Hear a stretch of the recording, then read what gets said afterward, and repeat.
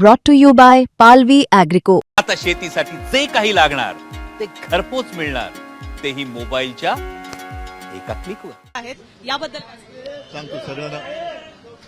मी आवडलेला मी सगळ्यांना मुलाखती देणार आहे, त्यावेळेला सगळ्या प्रश्नांची उत्तर देईन. उद्धव ठाकरे यांचं सुद्धा अरे हो, पण म्हणून मी म्हटलं ना की मी मुलाखती नंतर म्हणजे आज नाही, येत्या काही दिवसात देणार, तेव्हा या सगळ्या प्रश्नांची उत्तर देऊ. आता चेहऱ्यावरती काय दिसतंय? ठीक आहे, यावरती या बोलू आपण. हा, तर उद्धव ठाकरे यांचं इथे आगमन झालेलं आहे. थोड्याच वेळामध्ये राज ठाकरे हे सुद्धा इथे पोहोचतील.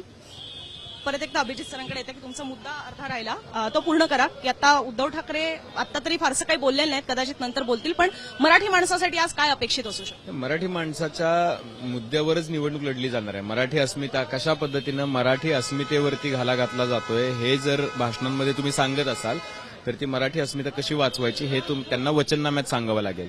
हा मुद्दा आहे, कारण की 20 वर्षांनंतर राज ठाकरे जे आहेत ते इथे येत आहेत.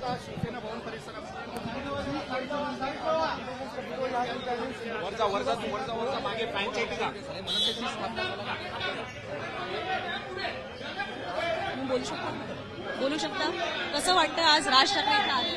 20 वर्षांनी येत आहेत. बाळासाहेब ठाकरे म्हणालेले होते या चिमण्यानो परत फिरा. चिमण्या परतल्या, आता चिमण्या मोठ्या झाल्या परतल्या याचा आनंद आहे. आहे नक्कीच, का नाही.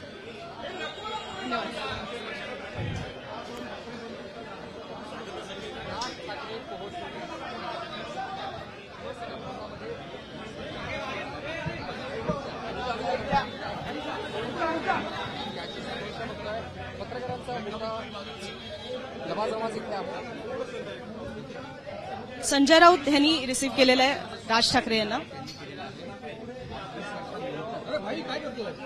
आरामशीर लेडीज